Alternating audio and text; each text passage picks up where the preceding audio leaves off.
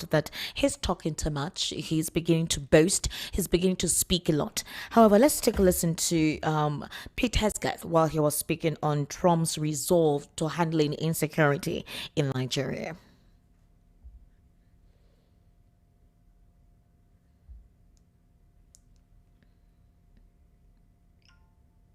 Okay. We're not getting an audio from this. But one of the things that Trump said was, Trump's aide said was that they were going to try as much as possible to ensure that insecurity in Nigeria does not continue to be the order of the day. They talked about the different categories through which they were going to rout out these insurgents. I'm sure if you listened to the world news at 6 this evening, you would have heard all of the declaration in there, specifically addressing the insecurity in Nigeria. But we've heard quite a number of tales about it, a number of tales insinuating that there is something deliberate. A couple of ex-military personnel has said that the US doesn't do anything for you for free unless there is something, or if there is something you've refused to do for them, then they come up with things like this, and which has brought the searchlight to Nigeria at this point in our democracy. With all the natural resources that we have not been able to, beyond cultivating our resources to enrich our economy, we have consistently relied on these international communities. And that is why someone like President Donald Trump can sit down wherever he is in Washington, D.C., and call Nigeria a disgrace. And if you look at the current circumstance in the country, you would actually term it and ascribe it to be that indeed a couple of events unfolding in Nigeria, and the, will I say, the nonchalancy and underwhelming attitude or disposition from the government makes it actually quite a disgrace. Some persons will say that Nigeria's federal government is one of the strongest you can consider in Africa. And being the peculiarity that actually Nigeria is all about, you would have expected more to have transpired. Unfortunately, that's not what it is. And so the US, through President Donald Trump, is deciding to do what it supposedly feels that the government of the day has refused to do. Now, you recall during the former President Joe Biden, Nigeria had a quite good relationship with them. I recall at the time that former President Muhammadu Buhari, when he actually visited the US, he actually advocated and asked for some kind of partnership with the US in terms of providing arms and ammunition for them to rout out Boko Haram.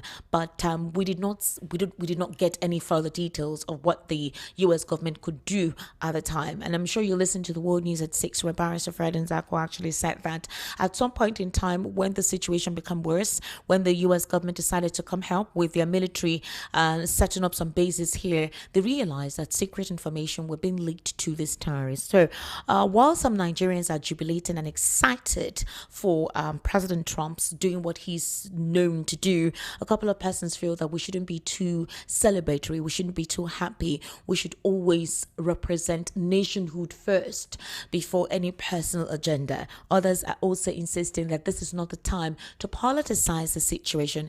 It's a heart-rending situation, and it calls to bear exactly what the mandate of this government is ever since they came into power. Now, the president, that is President Bola Ahmed Tinubu, has responded to what Trump said, and he said that he's willing to work with Trump. A couple of persons say the president is actually quite happy that on his own, maybe there were some cabals or some persons who literally have been profiteering from this, who have been impeding him from doing what he wanted to do, or possibly kind of dissuaded him from striking as hard as he wanted to. Now that Trump on his own has unilaterally decided to do this, that the president is taking advantage of this to clear out those guys, meaning that any person who has any interest in ensuring the escalation of insecurity in Nigeria, this time the president can say, it's not me, it is Donald Trump, and we cannot allow our country to seem like we are inept in handling this. Dino Malai also traveled to the US as well as one of the lawmakers when he was a senator to disclose what transpired in his community in Kogi. I think it's very recently actually, where he talked about the incident in Kogi State and the bedeviling, overwhelming situation Kogi State has been going through in terms of insecurity. However, in reaction to what President Donald Trump said, and as well as what the president responded to, let's take a listen to Kenneth Okonkwo very briefly, how he chastised the remarks or the response of President Tinubu to the U.S. government's threat.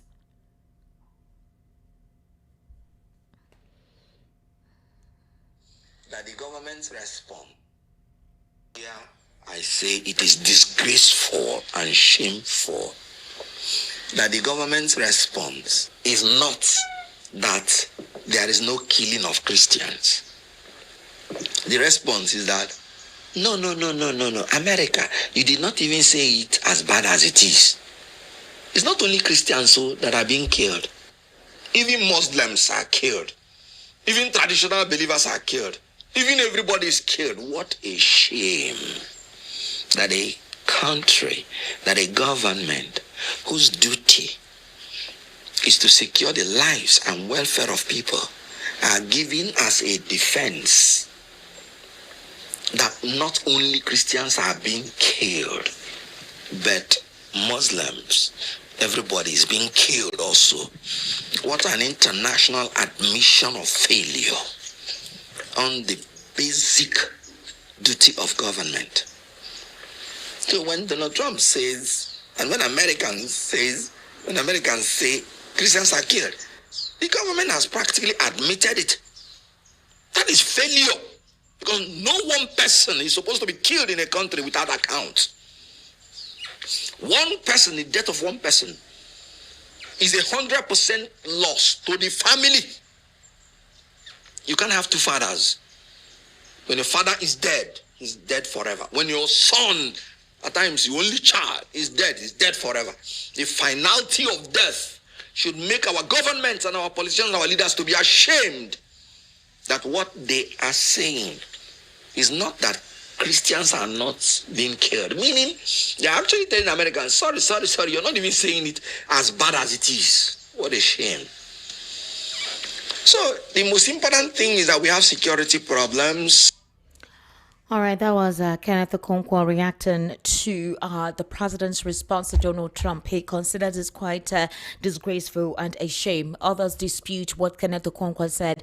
He said that there is something that the president is doing that is supposedly rattling the U.S. He has refused to rely on anything from them, call them, or visit their country like most other presidents do. That could be one reason why Trump is doing what he's doing. Others also believe that Nigeria bringing a member or a partnership with BRICS could also be one of the reasons why Trump is not happy. Trump doesn't want any other country to feel like a usurper or more authoritative or stronger, renowned world power like the United States of America. And so these are part of the reasons why Trump is trying to weaken, adulterate, or truncate any form of relationship that some African countries may have with USSR, that's Russia, have with Japan, China, as well as, France. These countries, obviously, about the trade tariff that has been imposed immediately President Trump came on board with some of these countries, and Nigeria having strong partnerships with these countries without having to need any form of negotiation with the United States could be one of the reasons. Again, there have been several conspiracy theories, but a couple of critics believe that what is the fact? The fact is the insecurity in Nigeria and the disposition of the government to handling it has become quite embarrassing. Now, the detained leader of the indigenous people of Biafra, Mr. Nnamdi Kanu, has written a detailed letter to a former United States he was a former, but now the president of the US,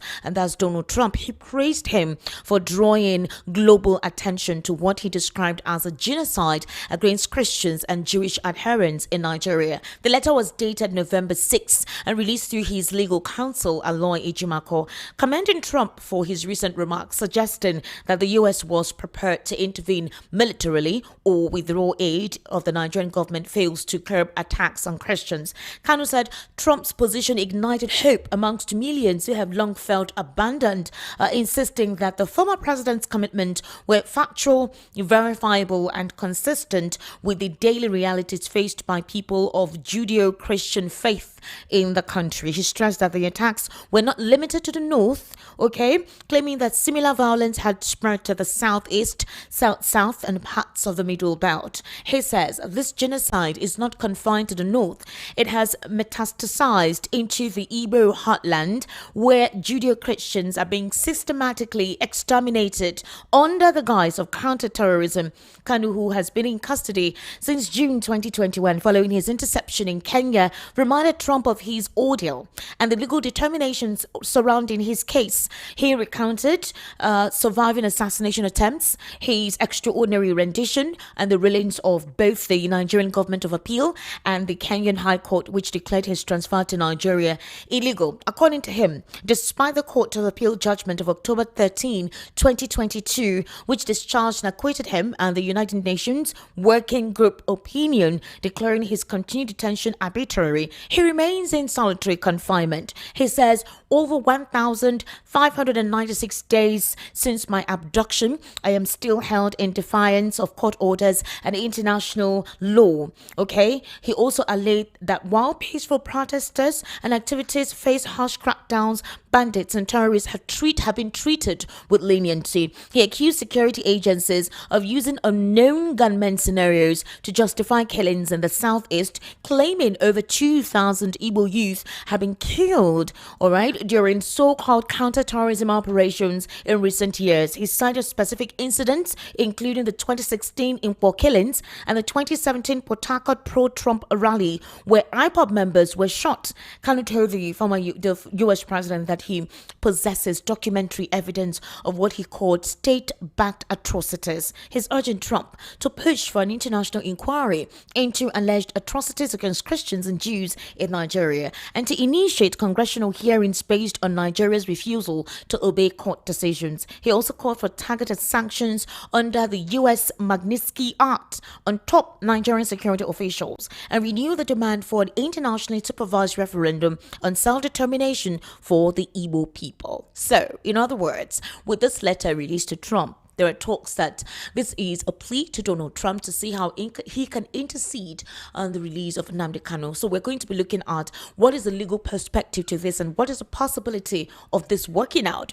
With all these detailed letters, is it possible that Trump would ask the president to do the needful? If the prosecuting counsel supposedly presented evidence to what a couple of things that were said in court against Nnamdi Kanu, is that enough? Well, Donald Trump, does he have the arbitrary authority to interfere in the legal system of how Nigeria conducts her dealings to specifically intervene in the case of Nnamdi Kanu? These are the questions that have been asked. Immediately, Nnamdi Kanu wrote about this, which emphasizes the clarion call for security to be handled appropriately, with categorically stating that the Nigerian government has refused to adhere to court rulings concerning his extraordinary rendition in Nigeria, and the fact that while bandits and terrorists were being petted, reintegrated, giving a couple of amnesty, those who have just been raising their voices in terms of criticism have been termed terrorists, and the harsh imposition of the law implemented on them. Ladies and gentlemen, thank you for joining us today. I would implore you to actually go onto our YouTube channel. We're doing this audio visual.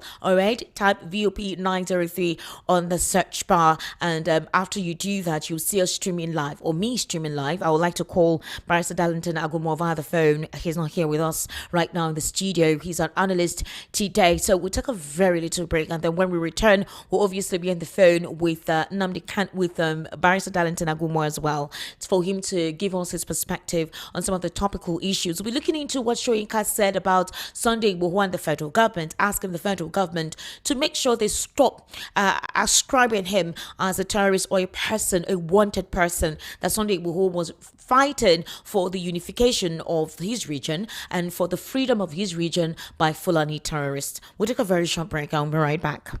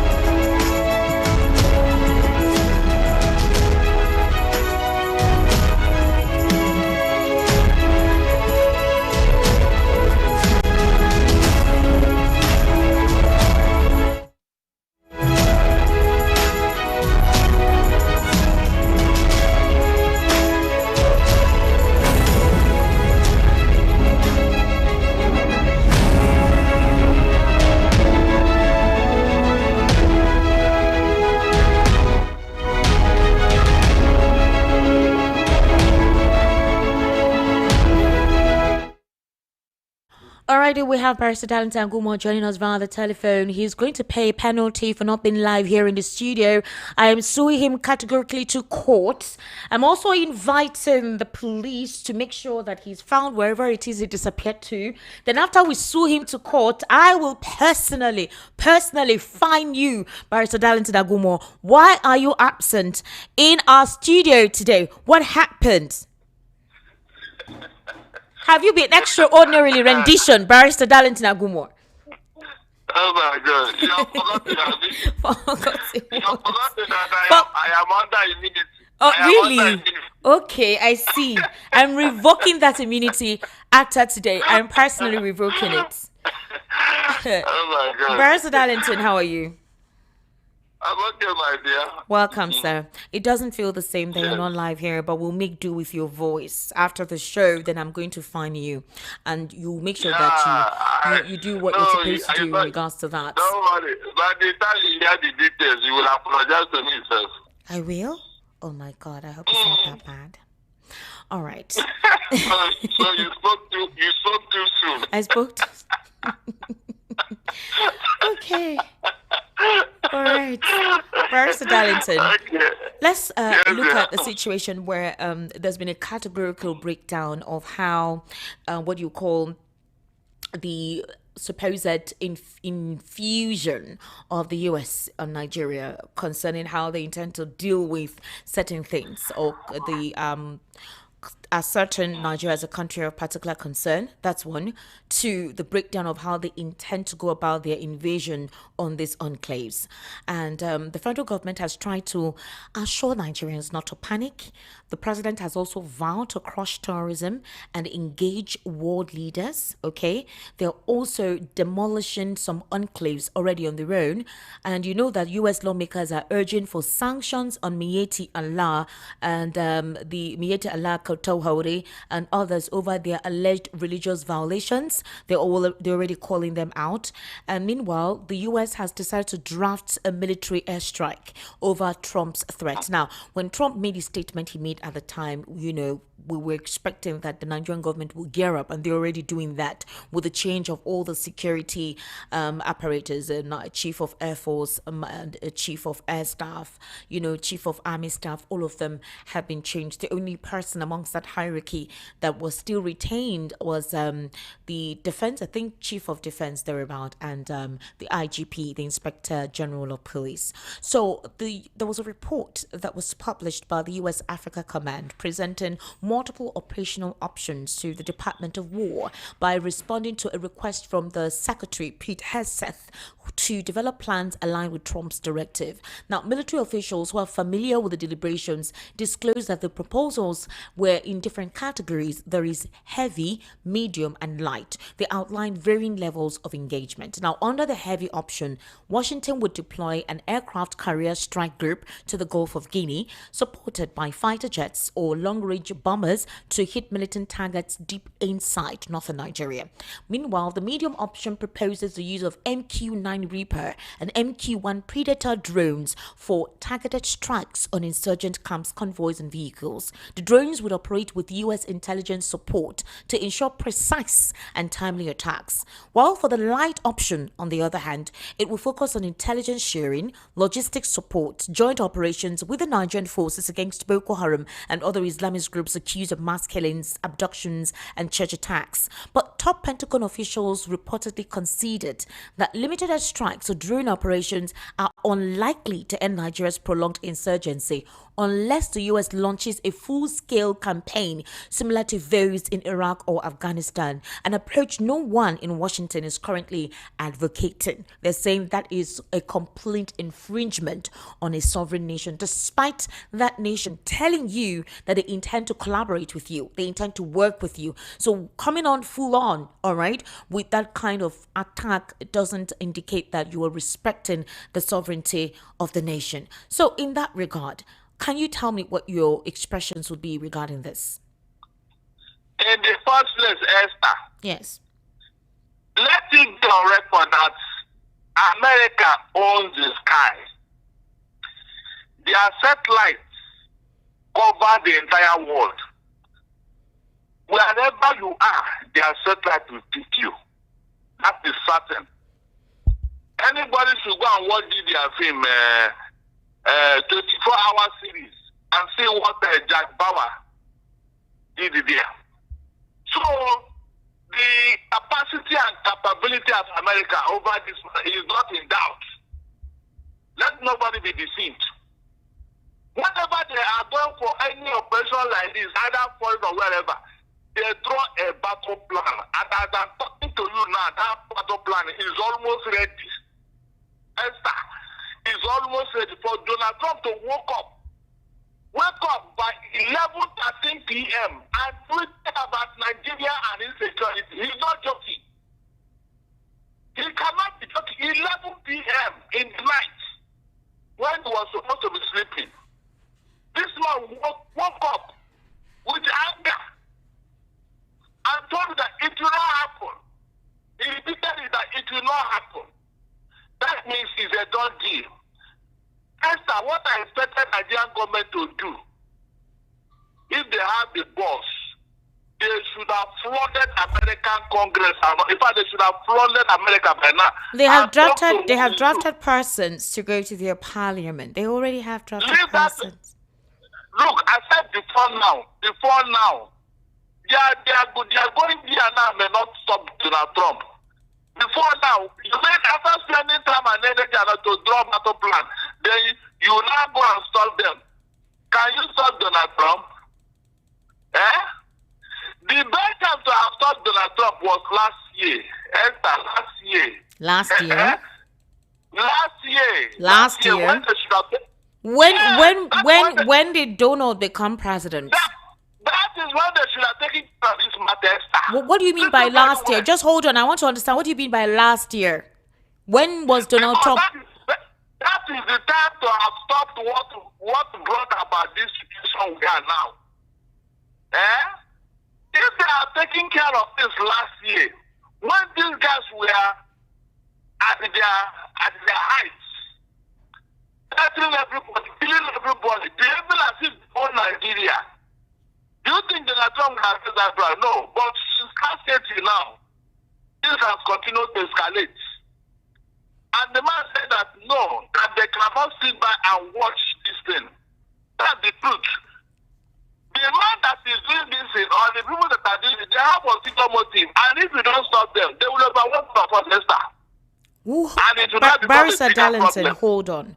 Who are the persons you're saying have ulterior motives? The terrorists that are doing all this thing. Yes. They cannot be joking with the way they are going about this thing. They are not joking. Look at how they are getting territories. Esther, does it not bother you that one day they will come and take over that place and you will not come to work? It does not bother you, Abi? Or they will turn Nigeria into Afghanistan. People don't know the meaning of what is going on. They don't know, seriously, they don't know. Go and see what women are going through in Afghanistan because of this religious thing. But we had We had Omoyele Sowore yesterday, and he said something. The US had once decided to have a military whatever presence in Afghanistan, and they were there for years. They did nothing. Eventually, they handed over to the Taliban government. The things they said they wanted to correct, it has gone back to zone zero. The situation in Libya literally does not have a government. So a couple of people feel that okay. Don't compare two of them. Why? Esther, what happened in Afghanistan is ideological war. Esther. They are quite different. They are quite different with this genocide going on here. This one is pure genocide. Targeting a particular religious people. But it's not just Christians that are being murdered by these persons of darkness, Barrister Darlington. These satanists of Lucifer's origin are not just targeting Christians. I agree there's a Christian genocide too, but also Muslims, especially those who refuse to conform to their obscene ideologies. If the level of killing between Muslims and Christians are even equal or too minor, nobody will pay attention. I am telling you the truth, because you cannot decimate insecurity completely in any environment. It's not possible. At one point or the other, certain parts will rise up and do their thing. But when it was a targeted and sustained assault on a group of people based on a religion, then something is wrong. That is the issue here. America and Russia were flexing muscle in those places you mentioned because of what? Ideological war. Did they eventually, were they able to sustain it? They couldn't sustain it. They decapitated their government, kept a lot of things in disarray. Development did not take place, left their weaponries there for the persons that were fighting against under the guise of supposedly exterminating ideologies that did not give anyone any form of freedom. We're just trying to logically look into the concept of America's intervention. We are not fighting ideological war in here. We are fighting war. Genocide. The people that are perpetrating it, that is the people we are after. No, Barrister, hold on. You said we are not fighting an ideological war? For real? You know what? You said we are not fighting an ideological war? We are no, it's not. It's not seriously. It's when not. these people force you to conform. No, it's a religious war. In these guys, it's a religious. Why are they targeting the Christians alone? Okay, Barrister, hold on. What is the difference between what's the difference between an ideological war and a religious war? Oh, good. In an ideological war, the entire country is involved. Yes, if the entire country is involved to either sustain their ideology, either in their political ideology, they want to sustain it like they went to Vietnam. And the Vietnamese say, no, we are going with Russia and all that. These are issues, and they were united against it. That was why they left. That was why America left. So all this defeat, no, it's not possible. If America wanted, they would have decimated the whole of Vietnam. But when they discovered that they want to remain with this thing that they call a communist enclave, they left. They didn't bother. Okay, look at Iraq. Esther, did you not see what America did in Iraq? Hold on, did you not see what they did in Iraq? Is that Saddam Hussein and his family today? That's the difference. When somebody has risen to the state whereby he's not more powerful than the state, America will frown at it. Because that is how monsters are created. That was how Hitler was created. And America don't want to repeat. Or don't you know that if this will continue, people like Toju Bello will decide who will be our president for us. Are you not thinking that way?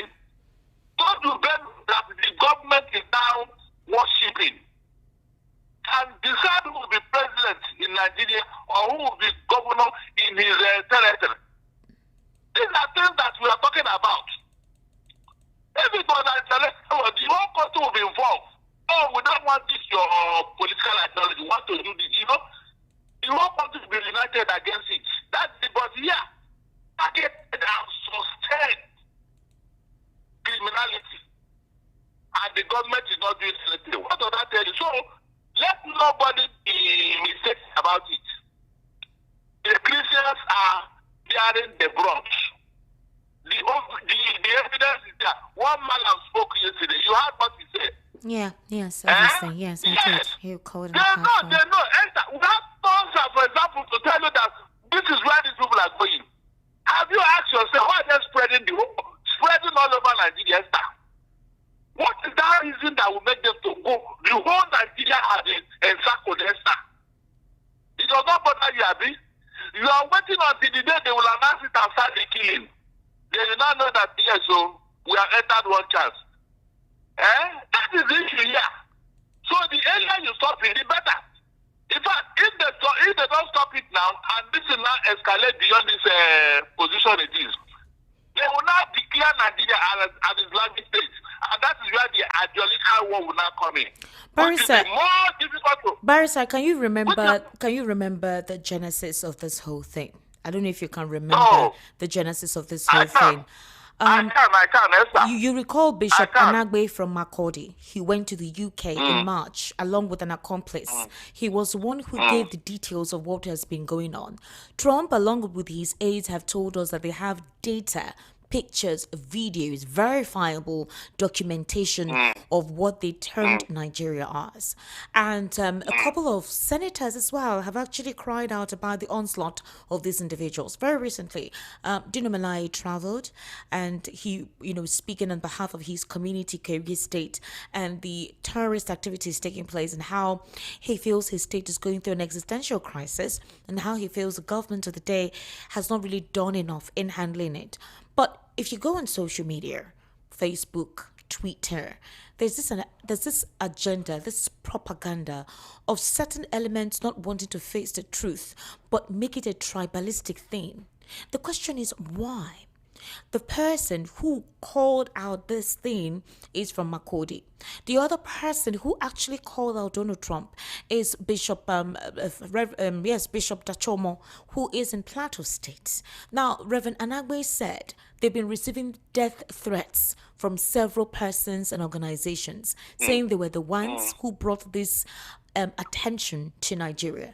Is it possible that there are some elements who want this dastardly act to continue? They deliberately are not happy for the searchlight on them. Of course, that will tell you that there is an agenda.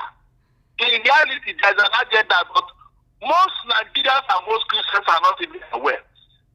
People like Reverend Kuka, they are not aware of deep plan, not just something you discuss by the roadside or whatever. A very deep plan to Islamize Nigeria. This thing has shown you that, yes, this will have an agenda. Although this will stop them now, all of us will be in trouble. In fact, at a point, it will not become your life for Islam. Your life for Islam. Is that when you're not going to react? Where is Ria Sharibu today? That girl is a metaphor for what is going to happen in Nigeria.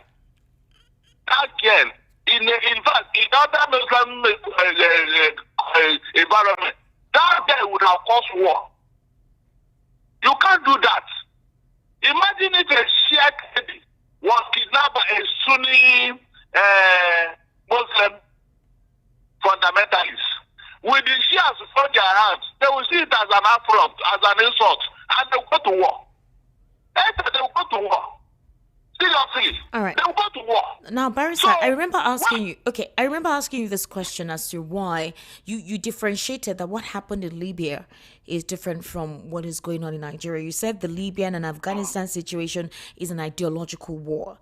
But if you want to go back in the history and what transpired and why Libya is the way it is today, and while a couple of persons up till today keeps on blaming the US for the government and political destabilization of certain countries that they intend to impose their puppets. That is, if they cannot impose their puppets, they destabilize the country so that they can come in. So if you understand what I'm trying to say, so Gaddafi actually rose to power. He closed down the biggest American military base out of America, which was in Libya. Gaddafi also nationalized Libyan oil sector, which is the biggest American military base out of America, which was in Libya. He also Well, hold on. He tried his best to make Arab countries to be independent as well. He was keeping and telling times that, their oils should be used as weapons to achieve political goals. And after he felt, depressed from Arabs, he started with Africa.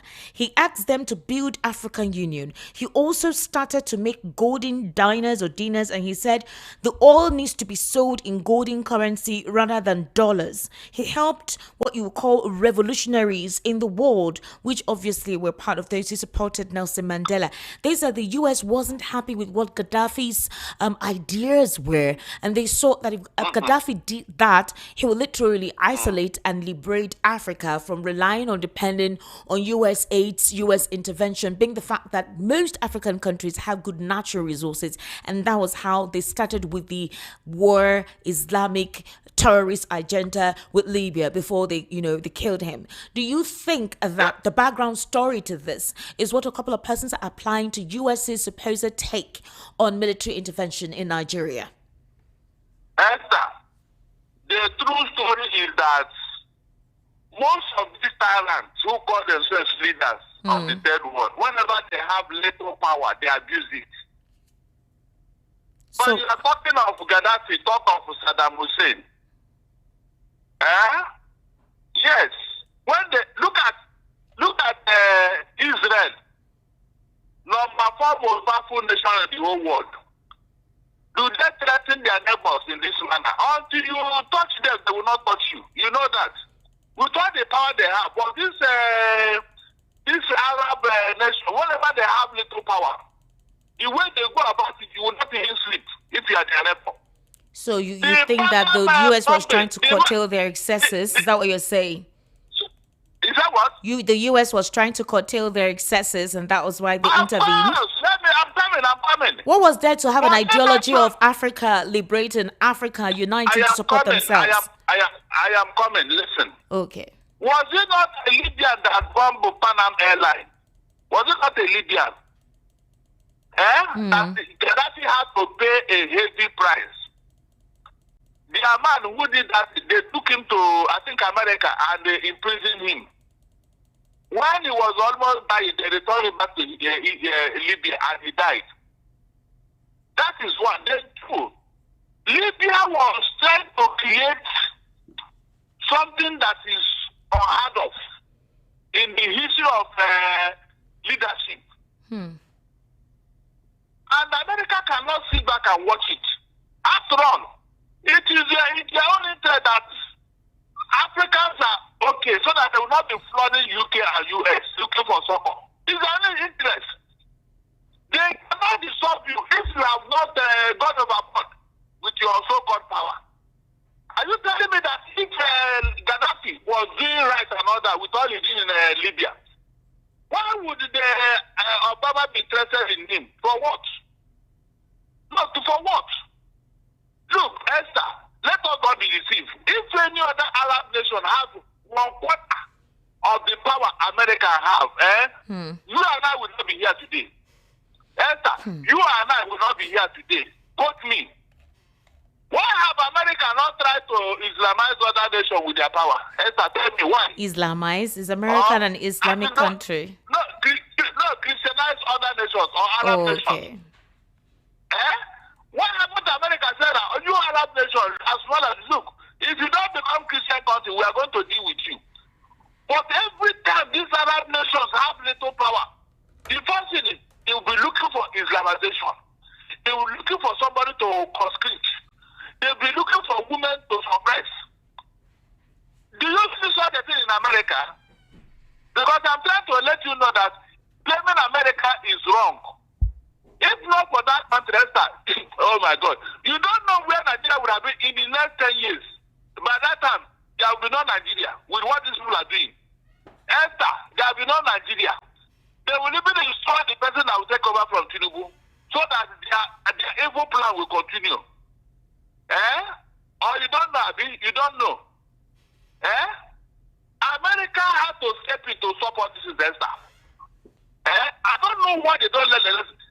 Saddam Hussein had all the power in the Middle East. But look at what he did. Look at what Saddam Hussein did. Because of the little power he has. Instead of him to sit up, manage his environment, keep his power to his own wet cave, but he went into Kuwait to annex it because he feels that he has the power. Is that not true? That is what I'm telling you here. When you abuse power, there are consequences. These people now, you can see how they have overstayed their power in Nigeria. Because they allowed them, they were gaining ground gradually. When they do it, we pretend as if it never happened. They started just like that gradually, discreetly, and now look at what we are seeing. To the extent that terrorists are now in control of some states and stuff. All right, Barrister, just today, the Yoruba Union, Igbimo Maje Kobaje Ile Yoruba, they applauded the United States Congress for proposing a bill seeking to ban Fulani herders, including the Miyetti Allah Cattle Breeders Association of Nigeria and Miyetti Allah Kautal Hore, along with some top Nigerian government officials allegedly involved in violent attacks and negotiations with the Fulani militias responsible for killings. The statement was contained in a particular press release today by the union's convener Olushola Badero through its Home Director, Princess Balogun. They commended the U.S. lawmakers for taking what it described as a historical step towards justice and accountability for victims of headless violence in the southwest and other parts of Nigeria. Nnamdi Kanu too wrote to the U.S., that is, wrote to Donald Trump, actually disclosing how the terrorists are pampered while persons who advocate for freedom are being kept. Case in point, his extraordinary rendition, he talked about the fact that he had almost been assassinated on several occasions. He also said that the attacks were not isolated in the north, that the terrorists have invaded the southeast. He has distanced himself from having any affiliation with the unknown gunmen persons in the southeast. He's saying that this insecurity under the guise of unknown gunmen are also part of the plans of the militia that has also eroded the peace and serenity of the southeast. So he commended Trump and asked Trump to go ahead with what he's doing. But there are also talks that this is a plea for the U.S. government to intervene on his matter. Now, looking at legal perspective to this, is it possible? Is there any legal means or any possibility of Trump negotiating on behalf of Nnamdi Kanu with the federal government a case that is in court? Is there any way that actually can take place? Is there any possibility of that? Why one particular person's interest? Esther, sincerely speaking, Donald Trump will intervene in Nnamdi case at a point. Barrister, did you hear what I said? Barrister, let's be realistic. Hold on. Seriously? Hold on. I am coming. The United Nations have written 3 letters concerning Nnamdi Kanu to the federal government of Nigeria. Yes. Is that not a fact? Yes, that's a fact. If they didn't see any reason, would they write such letters? And the federal government never replied. Esther, they never replied. If you now compare how these terrorists in Nigeria are being pampered, and why Nnamdi Kanu is being persecuted, are you telling me that the international community will not ask questions? The matter have not gotten to Donald Trump. He will address it if he does. I'm not joking. All they needed is to package it well and let it get to his attention. He too will ask questions. Because Nnamdi Kanu is equally a Christian. Yes. He's a He's Jew. being persecuted because of the... Hold on. He's being persecuted. All these terrorists, is any of them undergoing what Nnamdi Kanu is going through? Esther, all these Muslim terror that is known to you and I, that have committed more havoc than you claim Nnamdi Kanu did. Are they not the one moving about freely? Hold on. Are they not the one moving freely? Or lobbying with government officials, both federal and state? You mean anybody that hears this will not think, this is another persecution now? Why is this young man, why did you keep him in detention? What happened? What did he do that others did not do? The federal government have even set up themselves up with Nnamdi Kanu. Because when this thing is done, when the chiefs are down, questions will be asked, Esther. Mark my word. You know that Nnamdi Kanu is a friend of Donald Trump. When he was campaigning the other time, Nnamdi Kanu was there. Is that not true? So that's because what do you mean by he's a friend? A friend? Yes, during the campaign of Donald Trump, Nnamdi Kanu was president. We also saw him now. Yeah, he campaigned. You're referring to the first time, right? Sorry? The first presidency of Trump.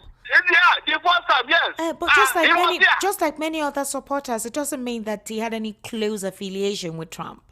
I said he couldn't have been there if he was not invited. Nnamdi Kanu cannot go there on his own. He couldn't have been there on his own now. He couldn't. He was invited, so he's a friend of the man. All I'm saying that maybe this particular matter have not gotten to Donald Trump the way he will not look at it. Let them package this and let them hear. Let them use the American lobby in the Congress and let this matter get to Donald Trump.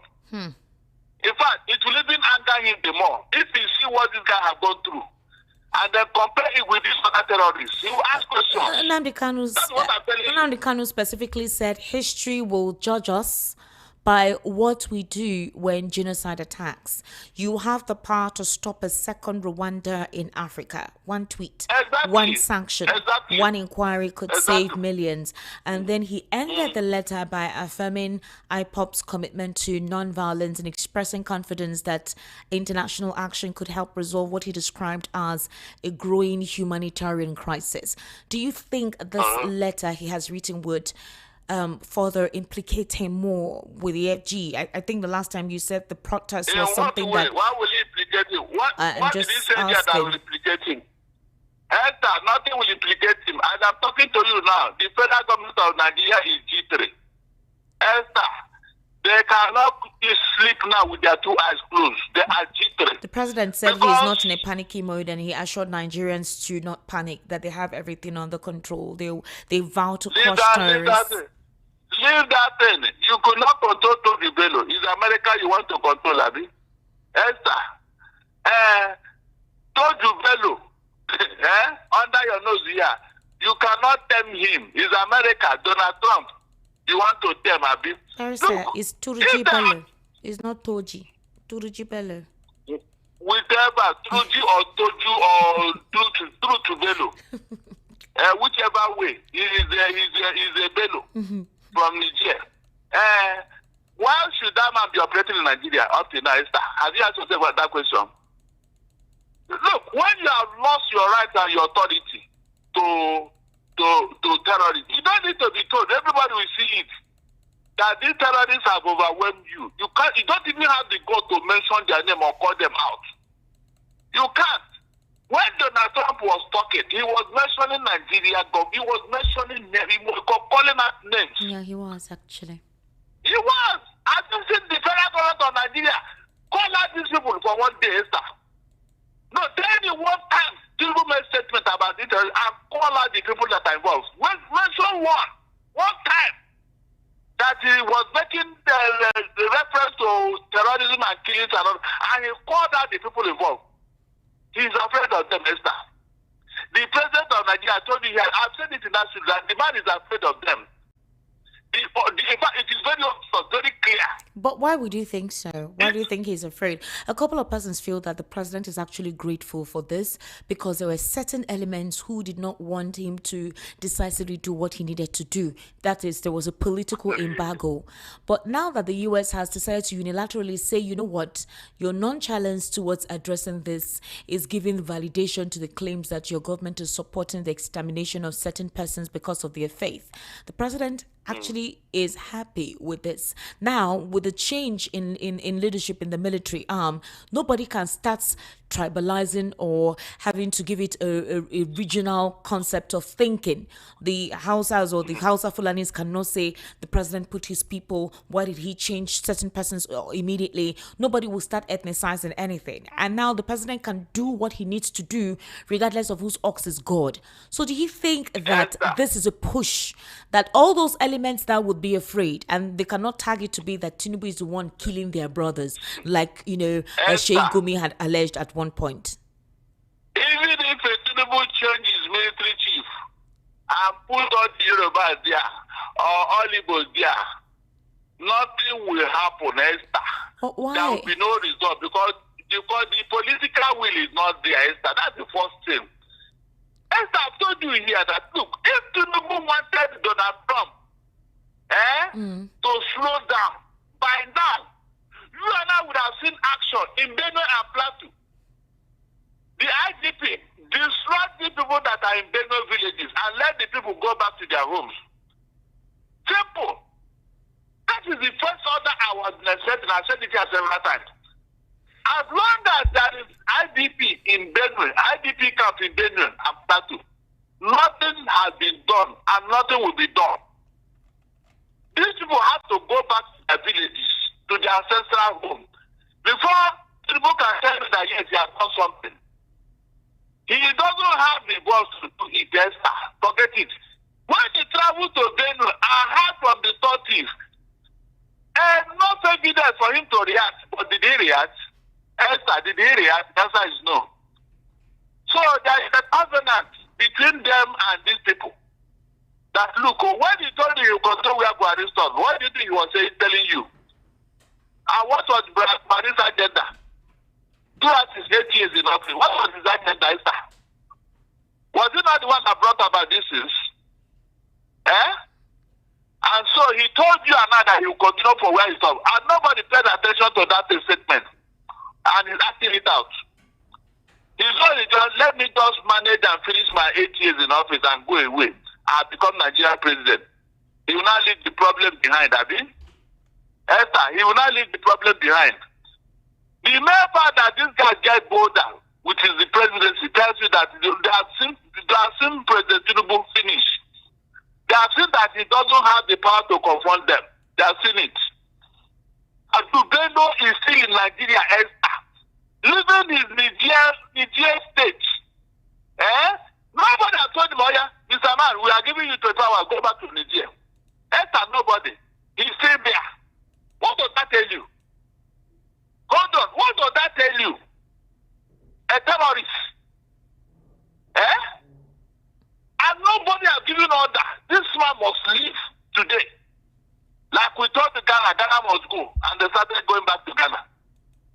But terrorists are coming here and you're welcoming them. Why not tell all the terrorists, we are giving you the power to leave Nigeria? Yes. Esther, do you know the worst in Esther?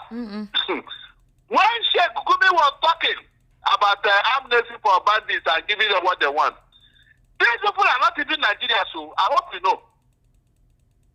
Esther, I hope you know. Somebody is advocating on behalf of these people that Nigerian government should give foreign terrorists amnesty in Nigeria. The people that are occupying Benue and Plateau villages now, they have become Nigeria. So when you are counting census now, Esther, you will count them. Esther, you are going to count them as Nigeria. Is that not true? Good. By the time the census is over, you now see that Muslims 80%, Christians 20%. Who now owns Nigeria? So, Barrister, don't you think that with this is a call for state police? Because a situation where you need to get order from Aso Rock, from the military headquarters in Abuja, before you do anything, before you come in. Because we've had talks about several times when these guys come, like the one in Benue 3 days ago, they said they took their time in doing what they were doing. They called severally, there was no response. And then there's also another complaint, because there was a particular one of those podcasts that have supposedly, where Senator Ted Cruz had been talking about this, also complained about the military formation in Nigeria, saying that the majority of those in the military is from a particular region, and it's also a dangerous precedent, that could be the reason why there's a safety net given to some persons. So do you think that's also a problem? A very serious problem, Esther. I said a very serious problem. But you know that there was a time that the Nigerian government was asking persons to join the military. I mean, there was even a time they went to the southeast, they went to Anambra State to ask the youth to join. So do you think it's because... Okay. Go ahead. So that those youths can be used and cannot for that. Why were they not recruited in peacetime, Esther? Hold on. Why were they not recruited in peacetime in Nigeria? It has to be in wartime, Abi, so that they will carry these innocent youths into the battlefield and then they will now disappear from there.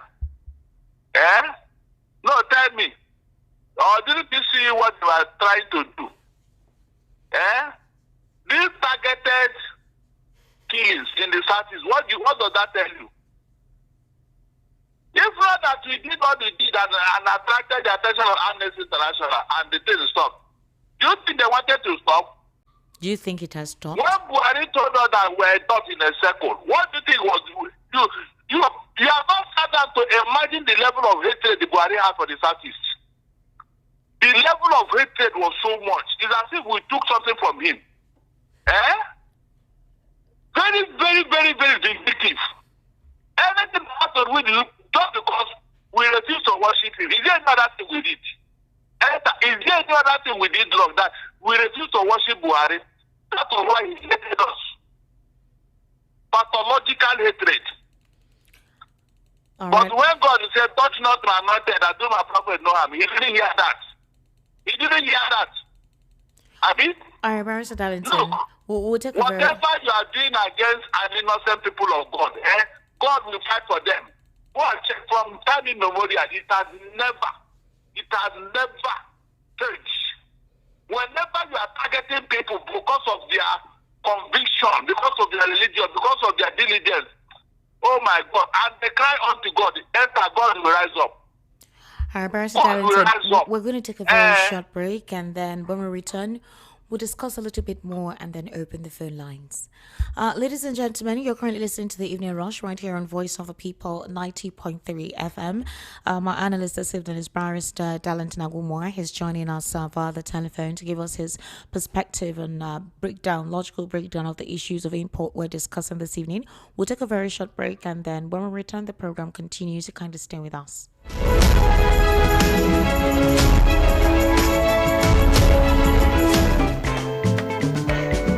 Customer, welcome. What do you want buy? I want buy changeover. Quarter fuse and distribution board made of 100% heavy duty copper. Oh, come, I get them. See, I'm here. No, now I'm looking for Slatter Star J quarter fuse and distribution board, Nipo quarter fuse, Star J solar battery, inverter, MPPT controller, and solar panel. But Oga, don't worry. I know where to get them. Whether na Star J changeover quarter fuse, Slatter distribution board, Nipo quarter fuse, Star J solar battery, inverter, MPPT controller, and solar panel, Star J ceiling fan, sockets, all earthen materials. Make you no go do cover wise pan foolish show. Slatter Star J Indian product na number 1 since 1961. Made of 100% heavy duty solid copper with no compromise. Available in all leading electrical shops nationwide. Slatter Star J na you Pico.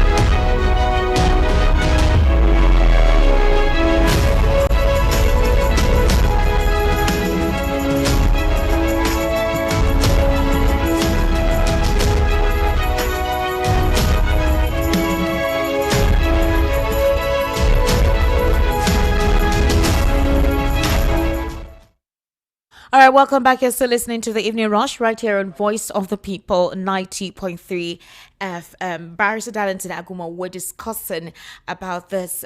We've been hearing quite a couple of responses on this.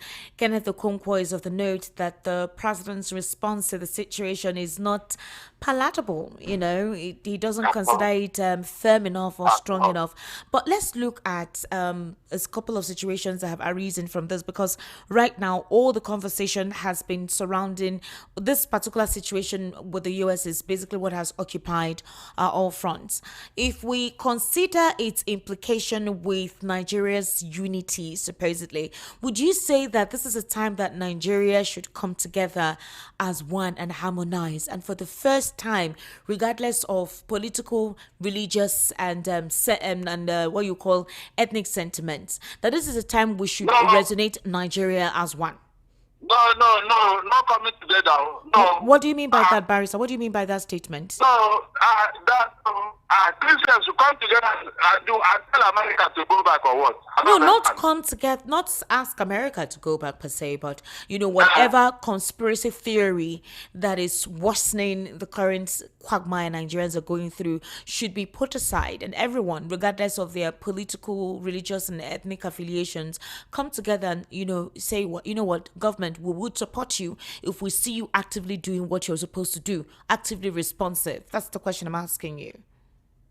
Esther, we get that option many years ago, but they took it for weakness. They took it for stupidity. When you are dealing with somebody and you are treating him like a human being, they are enjoying and tolerating him. With time, he will not see you as a fool who doesn't know what to do. Esther, this was the same method they used in 1804 when they entered Sokoto. The house has accommodated them as their brothers. They welcomed them, they were treating them nicely. With them, the person you call to come and eat in your house now told you to remove your hand from the food. He carried the food, he ate it, and then kill you and take over your house. That was the story of northern defeat. They have used it and it worked for them over there. Today they want to spread it the whole Nigeria, Esther. So how can you compare with such a friend? Esther, how can you compare with a person who doesn't want you to exist? You didn't see the level of hatred against you. One man, Shedidanshi, told Tinubu that God told him that she should be killed because she's a Christian and an infidel. Look at that height, Esther. Look at that threat at that height. But Barrister, Barrister, you do know that it's not all of them who practice this religion that have such a myopic and primitive mindset. Esther, please go for that. No, don't go there. Esther, what they do is that the leaders will now sponsor these people and claim that they don't have any religion. They don't know what they are doing. But they are sponsoring them, Esther. By the time contact, their leaders will now take over the place. You don't know how people operate. You are not studying this thing. Who are sponsoring these bandits and terrorists, Esther? Who are sponsoring them? Where did they get money to buy guns? Let me give you just one example. In 2016, in this country, we included 940 million naira in our national budget for Fulani herdsmen and their business. Is that not a fact? We don't ask, this is a private business. Why do you use our taxpayers' money to keep them? For what? He said it will stop for farmer header class and they want to build ranches all over Nigeria. We said, okay, that will solve the problem. Esther, please, the bad part I'm saying, for you to know the trick these people are using. Throughout the Buhari's 8 years, did you see one rat beat anywhere with that money? Rather, at the end of 2016, we saw these people with come all over Nigeria. So that the headsmen started wearing gun and nobody asked question. Esther, they started using gun. We now ask, where did you get money to buy gun? Were you using gun before? Yes, is that you said. Esther, you can see. Somebody at that hand, a president of the country that should be preaching unity. Look at what he did. And that was why Esther Statement had to sue Buhari to court for being the arrow of insecurity in Nigeria. I don't see the genesis. All right, Barrister, we'll need to take phone calls. So when you're saying that it is miscreant and all that, I don't believe it. They were sponsored. Some people are delegating and manipulating them. All right, when they conquer a place, they will take it over. Barrister, finally, the People's Democratic Party, they staged a peaceful protest at the United States Embassy in Abuja. The demonstrators were of the fact that they're calling for global attention to what they described as growing threats to Nigeria's democracy. They carried placards and they were chanting pro-democracy messages. The protesters called on the international community to intervene and stop the country from drifting into a one-party system. They also submitted protest letters to the U.S. Embassy, the European Union, the Ministry of Justice. They are urging these bodies to help protect Nigeria's democratic institutions and ensure the rule of law is upheld. I don't know how to describe this because it sounds so ridiculous. Like, what do they want the international communities to do? Esther, have I not said it on that video? Please, just challenge me now. Have I not told you that this is what the opposition ought to do? Cry out to the international community. The international community should infuse into our political system how we run our party politics. Hold on. Esther, please listen. Listen very well. I have been listening to you very well. I want to make sense of what you're saying. Esther, I'm coming now. Listen. Okay. When APC was in the position, where did they carry their protest to? Was it not to America, to UK, to UN and all that? Is that not true? True. Now, with what the opposition is going through in Nigeria, is that not enough for them to cry out and say, look at what we are going through? Some people are using state power to run out of existence. I mean, what is it? Look, they are even late in doing it. But the problem in the PDP, are you saying that the problem in the PDP is not amongst the party members themselves? Are you alleging that the current party in power is causing the situation in the PDP to this point? No party wants to die. No party. But there's certain elements in the party that are being the one to destroy the party. We care is being sponsored by the federal government for whatever reason. The power we care is wedding in PDP and in River State was given to him by his master in Abuja. How come all the problem in Rivers, which was mentioned, why was he mentioned? Is the River State his own property? Is he planning for peace meeting? What is it was going on? Did I not shout on top of my voice over it? Did I not say, what is the case in River State now? Every time, structure. I don't know what is structure here. The only thing is that the people vote in an election. They are the only structure I know in a democracy. They are the only structure. It is the wicked the panel of the people in River State. How to tell them what to do and what not to do. Esther. The matter we can do what is doing and not according to others. So that it is this one sort. Let nobody be deceived.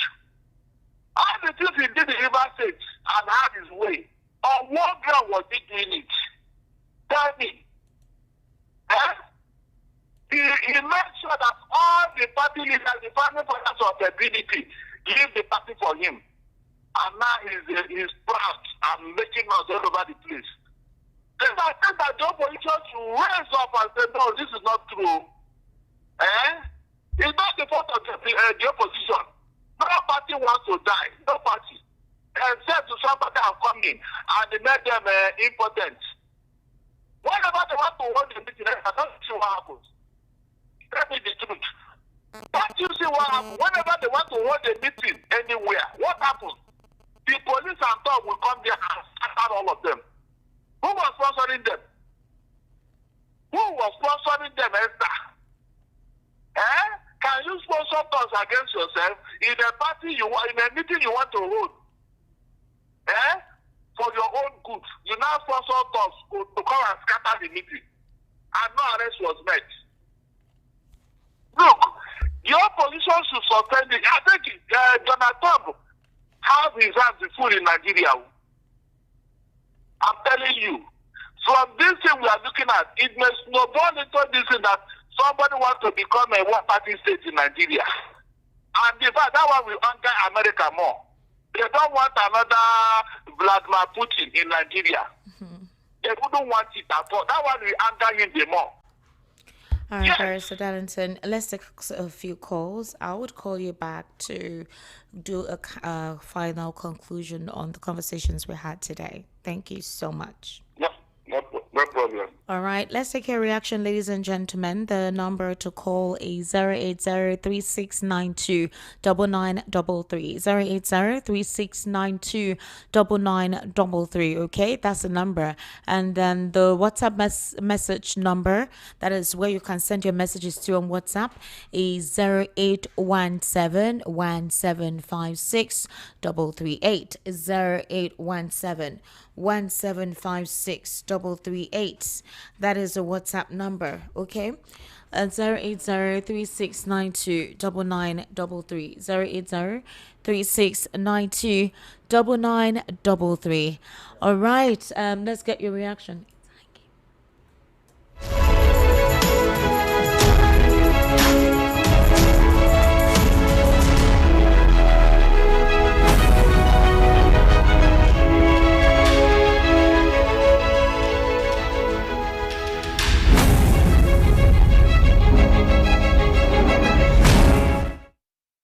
Alrighty, 08036929933.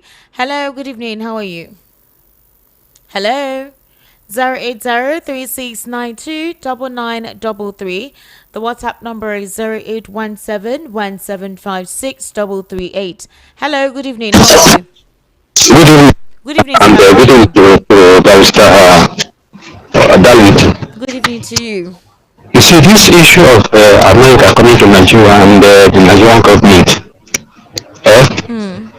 I want to give it 100% attention because Nigeria government, Tinubu particularly, has never been sincere since he came to power about what is happening in Nigeria, both economically, in the area of security, educationally, repair of roads, and these people have never been. In fact, they are demon possessed, and they behave as if this, the devil has unleashed them into this country.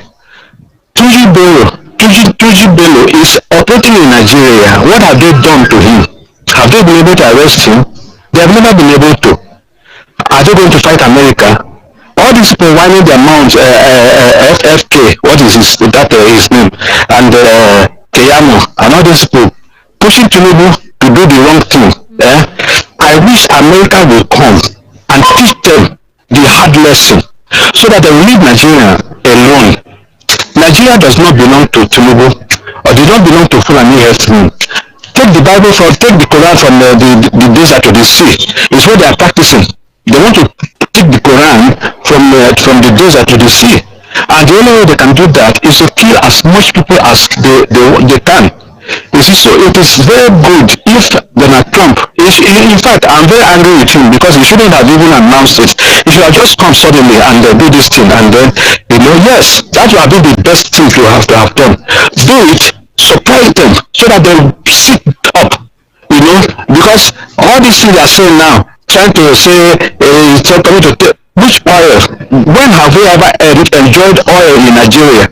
When have we ever enjoyed the gold that is in the north? When have we ever enjoyed a relationship with the government and the people? When have we ever enjoyed education? When have we ever enjoyed anything in this country? Tell me what that Nigerians are enjoying that will make Trump to say, okay, let me consider the people or leave these people because they have done something for the people. Nothing.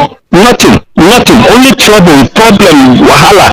Every time. You cannot sleep with your two eyes closed. Robbers are here every kidnappers are here. You cannot go to the village. Okay, look at Thank you very much, sir. Thank you. Christmas is coming out. Prices of things are. Thank you very much. Let's take more calls. 08036929933. 08036929933. Hello, good evening. How are you? Hello. All right, 08036929933. That's the number to call. The WhatsApp number is 081717563338. Hello, good evening. How are you? Good evening, Mr. My name is Andrew, calling from Lagos. Andrew calling from Lagos. Andrew, please go ahead. Okay. Darlington has made a very good analysis of the whole situation. But what I'm seeing this thing in a different way. Look at what the last caller said. That this man will have come to do what they want to do without even telling anybody. Then it will be like what they did in the midnight at a ram. Yes. Though it's not it may not be possible, but that is exactly what we need. Do you know that Tiago said he was employed because he's a Christian? What has that got to do with what they're talking about? I don't know the way these people talk. What I don't like what I said yesterday about NYC and and police. People protect NYC concern protests. In fact, when the police in get NYC, do you understand? So this thing they are doing now, look at this person is talking, the other one is talking, the other one is talking. Before you know what's happening, this other man at the other end, you say now Sabi, make una do carry una cross on by una self. They will advise him to leave us alone. Because the way people are talking from all sides of their mouth, he says it's not helping matter. Look at the head man himself, that's true. If you look at the statement, the one is more upright than the supporters or people that are around him. He said, I'm ready to work with you. Yeah. Do you understand? He didn't say anything more than that. No, he didn't say And anything. that is what it's supposed to be. He should caution these people that are working with him. That is the problem you guys have. He should caution them. So boy, respect yourself. Nobody should speak, not until I speak. How do you speak that kind of grammar for them? And then all this nonsense will stop. What is the meaning of it, for goodness sake? Thank you very Thank you very much, much Esther. for calling. Hello, good evening. How are you? Hello? Yeah, Esther, Yes, good evening. probably How you are are you? hearing me, Mazi from Germany. Mazi You from know, Germany. when Mazi, Nigerians are welcome. talking, hello? I can hear you. I said welcome. When Nigerians are talking about America coming to take their natural resources, look, let me tell you, this is where countries that America has her military bases in the whole world. Southeast Asia, you have Japan, you have South Korea, you have Philippines, you have Singapore, Europe, you have Germany, you have Italy, you have UK, you have Poland, Middle East, you have Bahrain, Kuwait, Qatar, Iraq, Saudi Arabia, UAE, Africa, you have Djibouti, America, you have Canada and Puerto Rico. My sister, do all these countries, which country of these countries that Nigeria is better off or safer or richer than? All these countries that America has her military bases, which of them is Nigeria richer and safer? The propaganda that most Nigerian leaders are spreading and Nigerian press are spreading is very horrible. Here in Germany, you will have more than six U.S. military bases. In fact, after America, the largest U.S. military base in the whole world is Germany. Is Germany not safer, not richer than Nigeria? America is coming to help you. What does Nigeria has? What kind of natural resources does Nigeria have? What? How are you benefiting from the natural resources you have? America is coming to help you out. What America failed in the Vietnam, what do you call it, Afghanistan? Because look at Afghanistan, the 90% of them or 95% of them wanted America out.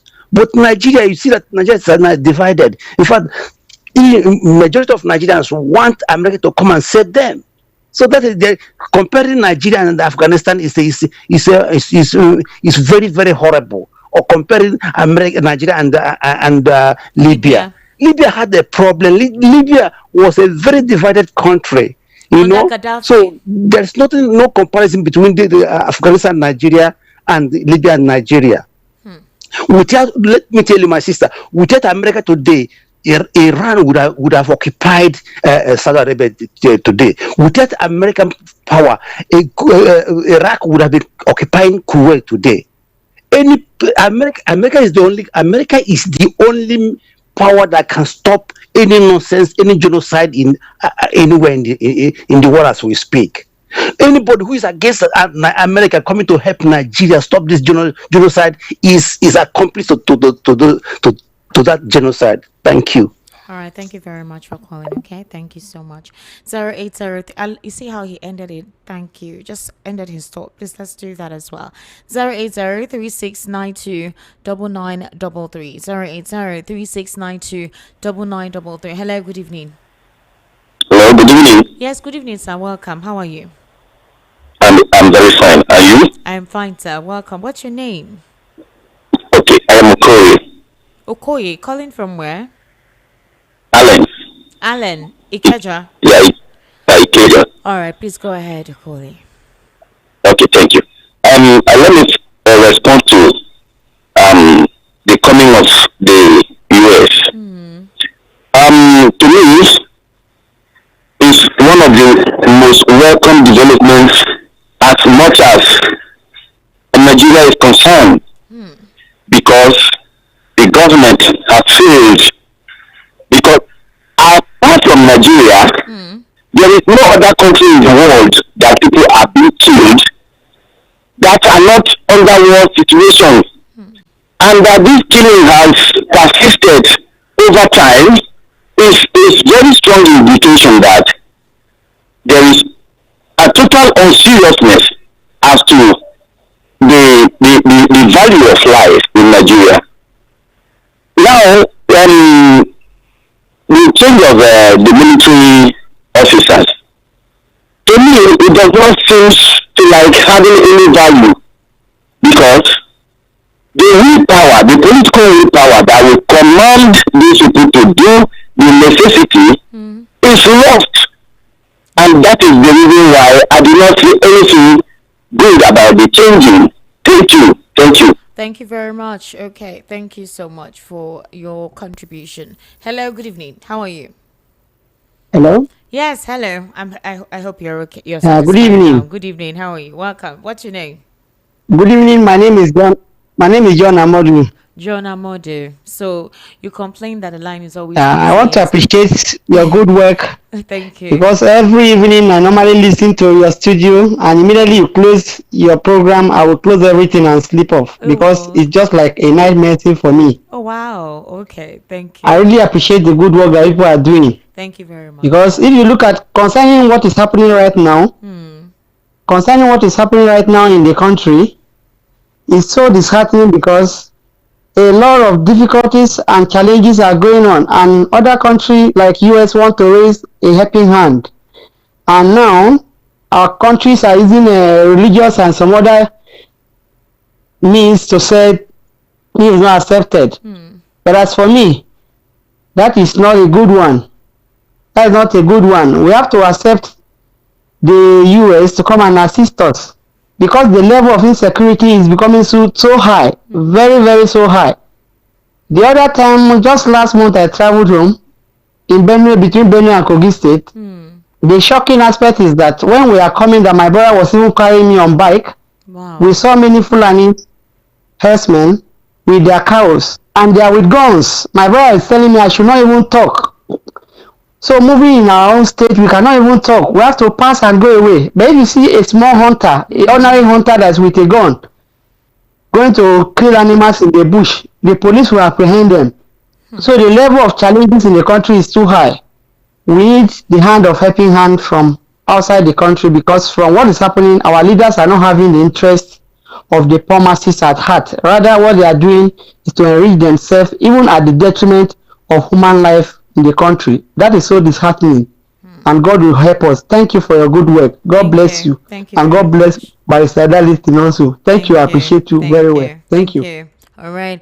08036929933. The WhatsApp number is 0817175638. 0817. Hello, good evening. How are you? Wow, turn down the volume of your radio, okay? I beg. Turn down the volume. It's still echoing. The feedback is still there. Hello. Good evening. Welcome. What's your name, please? My name is Yusuf. I'm calling from Ogun State. Yusuf from Ogun State. Wow, Yusuf, you have an amazing voice. Yusuf. Yeah, I just want to contribute into this program. All right, please go ahead, Yusuf. Well, I'm a retired military man, actually. Wow, amazing. Thank you for your service, sir. If you're watching me on YouTube, I'm saluting you. Yeah. What I want to say first, the problem we have with Nigeria started from traditional rulers, religion leaders, all the politicians from senator, governors, House of Representatives. All are the people that they are in this Boko Haram. We never, in the history of Nigerian army, we never get the best chief of defense staff like Christopher Musa that is loyal to this government. But Tinubu has already joined the society of northern part. Decided to join the Buhari regime. In fact, where Christopher Musa always seen one thing, one way or the other, they fail to understand. Now, after the military planned this coup, they are denying. Why are you changing the service chiefs?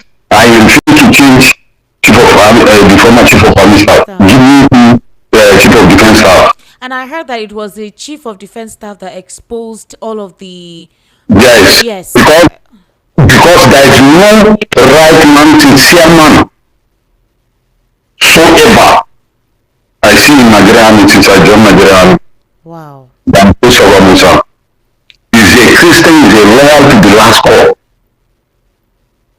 He's an obedient officer. The most of all those generals that are calling the general, they don't mean anything. It is the other hand that they are doing the job. Now look at our soldiers are dying every day. Okay, somebody like Matthew Kuka, Bishop. Yeah. During Buhari, he criticized Buhari. During the regime, he refused to talk because simply that Tinubu carried him go to go and see Bishop. No, he's been given. He's part of the board of something in one of the states. He cannot say anything. That man is a politician. He's now seems. The man is a complete politician. He's supporting. He's in Sokoto where they kill this guy. They burn this guy to ashes. Deborah. What did you do?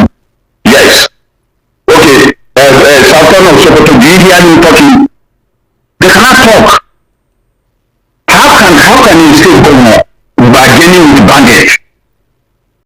Okay, me as a retired military man, I don't have even get gone. By right, we are obedient. Army is supposed to really are doing, they're supposed to really carry, say thank you and carry even single barrel or double barrel and need to have brand new one.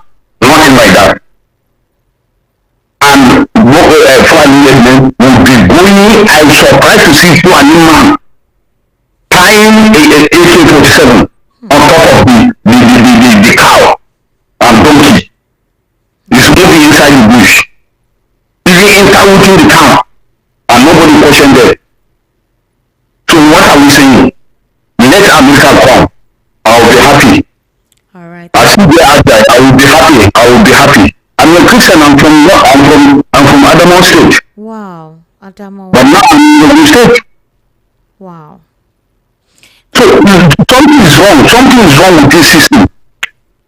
Wow. People are changing. How can they put chief of defense staff Yoruba man? The chief of army staff Yoruba man? The inspector general of police Yoruba man? Oh, this one Yoruba. Okay, somebody like Kiamo and Daniel Dollar. Is a mess what they are doing in this country. Daniel Dollar is from Chibok. Yeah, he's from. And now he's talking rubbish. The same thing, Christopher Kiamo. He's a young man. Time is coming, he will not be in this country. Where is it by the time the thing will happen? All those ministers, governors, senators, they cannot even go to their village. We are going to finish all of them. Wow. All right. Let them find their way and leave this country before it is time. Nothing will happen, Yusuf. Let's not make such things. Something is going to happen. If we cannot see it, we are ready to die and we let our children or our grandchildren to come and join this country. This country does not belong to anybody. We have everything. Okay, I'm from northern part now. They are moving forward. What did the federal government say to northern people with this goal where they are doing in Zamfara? Nothing. There is nothing. Yusuf, National Air that is talking about bandits. Who are the people that import bandits into Nigeria? They are the ones. Yusuf, thank you so much. Even though now you have already changed. I can feel your pain and the fact that you're a retired military officer, so you know exactly. Yes, I told in Liberia, I fought in Sierra Leone, I went to Sudan. Wow. I went to Bakassi. Wow. So what are we saying? So anything can happen. We are ready to die. So that we make our children or our grandchildren come and join the country. Let the USA come even this night. Me, I'm ready to volunteer. All right. Thank you very much. Thank you, Yes, Yusuf. I can't. because they are giving Christians ever before. All the way people are saying say they are marginalized. Yes, the people that they are marginalized is Northern Christian and Igbo people in this Nigeria. People they are marginalized. And some of the Igbo leaders like this man in Anambra State because he want to do this and say Christian are killing Christian in this. What is your problem? Why are they going with this one? There is nobody that will do anything with the property or money. All this one is rubbish. Yusuf, thank you so much. I can feel And your. all the Christian leaders in Nigeria, they are disgrace to this nation. All right, Yusuf. Only few among them. Thank you, Yusuf. I was born in Plateau State, and I know how Plateau State was a sweet job in those days. Yes, But they are met in Plateau State. it was a very peaceful state. Very peaceful state. I can attest to that. I stayed there for 7 years. I can attest to that. Thank you so Look much. at somebody like Barrister Darling. Every day this man, God will bless him with his family. Every day this man is talking. Every day this man is talking. Thank you so Now, much. now here in Lagos, now look at what is happening near Ojo. I packed from Ojo continent. I stayed with my family in Ojo continent for more than 30 years before I packed. Even though I was serving Defense College, Nigeria military schools are there. Oh, look at it. Even in the army, let me tell you, usually they are the one controlling anything. Eh? Yusuf, thank you so And the much. Christian went to sleep. Somebody like Festus Kiamo, because they give him from junior minister to senior minister now, because he did minister of education. When he enter that place, now only he will fall down inside that place. The rest God will rescue them. Yusuf, thank you. God, Yusuf, I really give you ample time. Thank you so much. God bless you. Thank you. Thank you God for your bless you. service to Nigeria. God bless you so much. Thank you, sir. Wow, that was that was okay. Hello, good evening. Hello, can you hear me? Yes, very well. Good evening. Madam How are you? Esther, good evening. Good evening, sir. Sorry that I kept you on the call. I needed to allow I you really to. feel the pain of that brother. Yes. He doesn't need to die unnecessarily. You need to be Exactly. alive for your family. Exactly. See, on this current affairs, on this Trump, just more talk, the government is shaking. See, the innocent blood that have been shed in this country have been crying out to the ultimate God in heaven. They've been crying so much for justice, and the government have played deaf ears to human life, all because of politics, greed, oppressing your people like as if they don't matter. See, this is the hand of God against APC and their followers who are supporting evil. People have been telling you to do the right thing, and you think you are above everybody. You want to play yourself as Lord, forgetting there's somebody that created you, that gave you life. Now, America has now made a move to wipe out the terrorists. You are just shaking up and down, don't have a human face. See, you continue to oppress people, but you have somebody who is even more higher than you. All right. Thank you. Do sir. the right thing, fix this country. He said no. You know why? Why? These guys, they know what they are doing. Very. The names they gave to you, where is those names? You are playing politics. You people keep saffron this money and going outside to go and start it because you know you can operate some people and go and live there. That nothing will happen. Come. You are not saying you go to start it there because those funds can be confiscated and your properties, and you still fall back to zero here. All right. Thank There's you. no way to escape. We are all in this world. Thank One you day so you will much. give account. Thank you. Hello. Good evening. How are you? I'm fine. What's your name, please? How are you? I'm My fine, name is sir. Tony. My name is Tony. I'm calling from Ikondo. Tony from Igondo. All right, Tony. Please go ahead. Yeah. She said I just listened to the ex-army military officer that just spoken, and it reminded me of some of us that lost our loved ones during the Nigerian Biafran War. And when we're telling stories to our children now, we keep telling them, look, war is not good because we experienced a loss during the Nigerian Biafran War. But it's also hardening them to say if this injustice has been, then what is life? What now? The same story we're told is the same story that is happening now. And when I listen to this man that just spoke, the ex-officer, he told me also much about what is going on in Nigeria. Yeah. I just am praying that this rain that wants to fall, somebody should stop it. All right. Thank you very People are much. carrying grievances. Okay. Wounds. Thank you very much, sir. Thank you. Hello, good evening. How are you? Hello, Esther. Yes, good evening, sir. Welcome. Good evening. What's your name, sir? Good evening. Good evening, sir. Welcome. What's your Yeah. name? This is Eric. I'm calling from Agua at the moment. All right, Eric. Please go ahead, sir. I've been listening keenly, Okay. quietly listening, both the analysis of Barrister Darlington and that of the army guy the retired army Mr. guy that Yusuf, called. yes, Mr. Yusuf from Can Ondo. we just tell ourselves the truth that Nigeria is already a failed country? We have failed in all ramifications.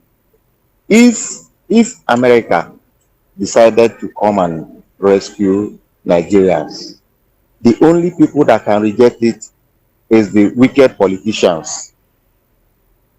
They are the only people that can reject that. But my happiness is that the Donald Trump, who is the American president, is a no-nonsense man. They say that if America come into Nigeria, that they are coming to do this, they are coming to do that. Let them come and do it. All this while, Nigeria, we are finished already. We are already finished. They are coming to just rescue us. Let them come and rescue us.